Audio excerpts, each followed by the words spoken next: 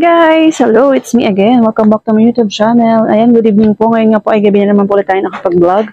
Gabi na naman po ulit tayo nakapag-video. Hello po, I'm Catherine Cortaga and proud small Sarsar store owner here in Cavite. Hello po sa lahat. Kamusta ang lahat? Sana po kayo sa Alright Luzon, Visayas at Mindanao. Hello po mga kasari for today's video. Meron po akong gusto i-share sa inyo sa mga paninda. Tungkol nga po sa mga paninda na mabili pa rin kahit umuulan. Ngayon, kanina nga po ay bandang hapon ay umuulan. Ngayon po ay medyo maambon. Tag-ulan na po talaga mga kasari. Kumusta po mga bentahan sa inyong lugar? Ayan, sana po ay palagi po tayong maraming benta. Ayan. Meron nga po tayong mga paninda dito na gusto ko pong i-share sa inyo na i-update ko po kayo sa mga paninda nga po dito sa tindahan na mabili nga po dito sa amin. Ayan, sana po ay ganoon din po sa inyo.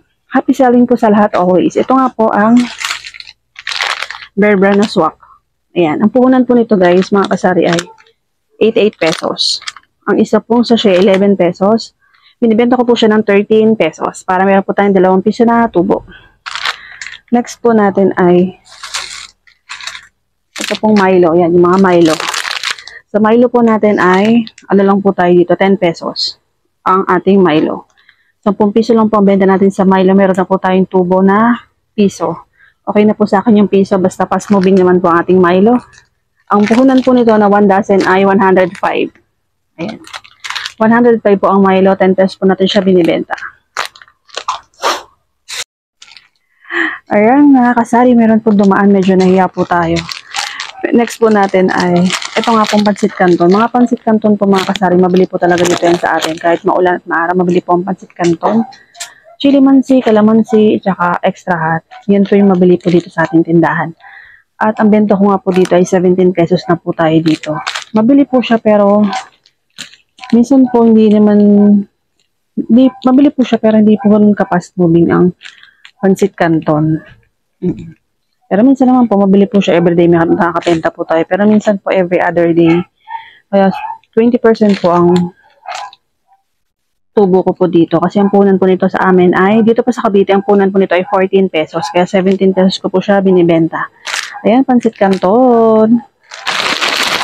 Ayan mga kasari. Disclaimer po, iba-iba nga po tayo ng presyohan sa mga lugar. Depende nga po yan sa pinagbibilhan po natin. Next po natin ang ating mga noodles. May noodles po tayo na ang chicken at spicy. Ito pong spicy, ang punan po nito ay 10 pesos. Binibenta ko po siya ng 12 pesos. Ay, mabili po itong medyo maanghang.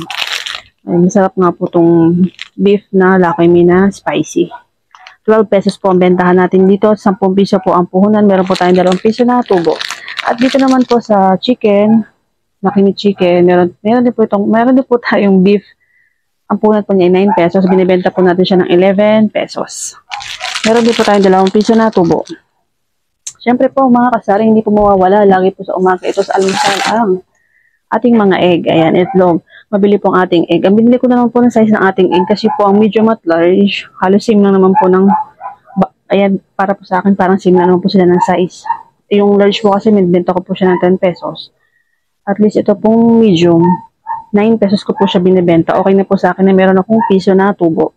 Kasi malapit lang po yung ating pinagbibilhan. Wala po tayong ahente ng itlog, pero meron naman po dito malapit na binibilhan. Mura din naman po. Ito po ay medium size.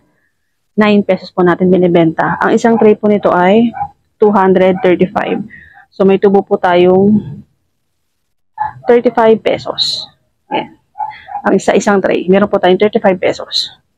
Mga kasari, mabili po dito sa atin ang mga tinapay nga po. Meron po kasi ako binibenta dito mga kasari.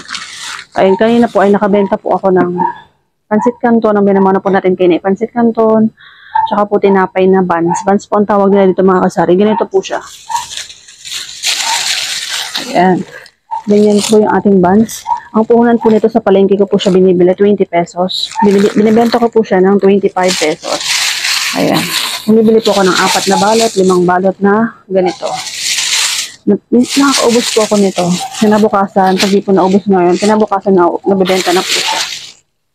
Ayan, mga kasari. Next po natin ay, meron nga po tayo mga toasted bread. Ito po, mabili din po talaga ito. At, ito, mga toasted bread po natin. Ito pong punan po nito, isang balot ay 50 or 50 pesos.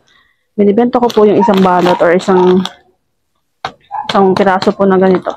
10 po ang laman kasi nito mga kasari, kaya 50 pesos.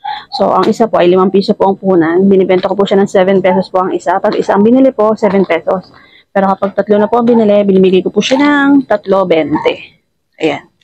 Para mabilis po siyang maubos. At nabibili po talaga siya ng 3.20. Lagi po itong hinahanap sa ating tindahan, lalo na po ngayon na maulan. And bago bili ko nga po ito kanina, meron pa po tayong natira doon. Kaya wala pa po itong bawas. Meron po tayong ito, toasted bread po ito, na medyo malapad. Meron din pong toasted bread na medyo maliit. Ayan, ito po mabili rin to. 3.20 rin po ito. Ang isang buo po nito ay 10 din. 50 pesos po ang puhunan. Ayan, 7 pesos ko din po siya binibenta. Pag tatlo po, 3.20. Yung mga customer ko nga po lagi po sinasabi, yung mga tinapay nga po or biscuit na 3.20. Ito po yun. Meron din po tayong mga pasari mga egg crackers. Meron din po siyang egg crackers. 50 pesos din po ang isang balot. Ayan, bawas na po ito. Ayan, 7 po pag isa lang. Ayan, pag isang balot, 7 lang po. 7 po. Pag tatlong balot po na ganito ay 20 na po. 3.20. So, makakasave po sila ng piso. May tubo pa rin po tayo. Para mabilis po maubos. Kaya, binibigay po natin ng 3.20 para mas mabilis po natin mapaubos yung ating mga paninda na yung mga ganito po mga biscuit, mga tinapay. Ito po OTAP. Ganoon din po ang OTAP. 50 rin po or 50 pesos po ang isang balot. Binibenta ko po siya ng 7 din po ang isa. 3.20 rin po. Ayan, meron tayong OTAP, toasted bread, egg crackers, puto seco mga kasari. Masarap po ito. Ayan. 3.20 rin po tayo sa puto seco. Ayan, nabili nga po ito. Puto seco. 7 po ang isa, 3.20 po tayo. At mabili po talaga siya.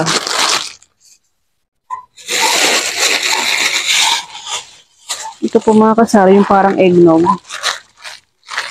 7 din po ang isa. Ayan. 7 po pag isa, 3.20. Kasi po yung eggnog ko po na maliit. Ang bentahan ko po sa eggnog na maliit ay 8 pesos na po. At least ito po, pag bumili po sila ng tatlo, 20 lang. Diba? Mas makasave po sila. Yun po ito, mabili nga po ito sa ating tindahan, mga kasari. At ang mga, po natin, mga kasari, mga kape po natin, mga twin pack. Wala po tayong single na kape. Actually, meron po ako dito pa ilan-ilan. Pero pinapaubos ko na po yun yung Nescafe Creamy White. Yung mga kape po na twin pack.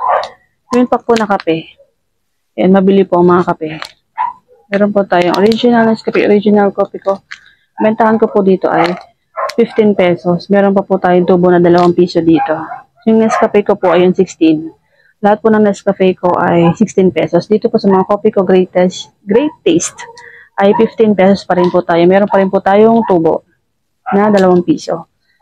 Yan. Pero kapag tumaas pa po siya ng konti, gagawin ko na po na siya. Bibenta po natin siya ng 16 pesos. Yan po ang mga paninda po na mabili. Ay, mga kasari, mga biskuit. Mga biskuit po natin mabili yan. Louis Donut, Crostini. Ayan, Louis Donut mabili po. 10 pesos. 96 pesos po ang isang balot. Halos 10 pesos po ang puhunan. 12 pesos po natin siya binibenta. Meron po tayong 2 something na tubo. 2 piso po mahigit. At mga biskuit nga po mga kasari. Ang mabili po sa biskuit natin ay yung Hansel po na plain. Yung Hansel crackers. At Sky Flakes. Ayan. Yan po yung mga mabibili nga po. Nalagay ko na po natin mga biskuit. Namili po tayo kanina ng mga biskuit. Nalagay na po natin sa lalagyan. Ayan, yan lang po nga update po natin. Yan po mga gusto ko i-share sa inyo. At excited nga po ko sa inyo i-share yung mga mabili po dito sa ating tindahan na kahit umulan at umaraw ay talagang meron po tayong benta. Ayan, thank Lord for the blessings every day. Ayan, maraming salamat po sa mga biyaya sa araw-araw. Thank you so much po mga kasari sa lahat po ng mga nagko-comment sa ating video. Thank you so much po. Mega love shoutout po sa inyong lahat. Thank you so much po. Mega love shoutout po kay Ma'am Ate JV. Siya po ay sari-sari store owner sa Cebu. Thank you so much po, Ma'am. Mega love shoutout po kay Ma'am Jewels Vlog. Siya naman po ay sari-sari store owner din po sa Bohol. Ayan, thank you so much po. At shoutout po kay Ma'am Jenny Flores. Siya naman po ay meron din pong tindahan sa Bataan. At sa mga marami pa nga po mga nagko-comment sa ating video. Next video ko po ay shoutout ko po kayo. Thank you so much po. Maraming salamat po sa lahat. Thank you so much. Ayan, good evening po ulit. Ang oras na nga po natin ngayon ay 9:55 PM. Kasara na po tayo at i-upload na po natin yung video mamaya-maya. i-edit po natin. Thank you so much po sa lahat. Good evening and God bless and more sales always. Keep safe always. God bless everyone. God is good all the time. See you to the next one.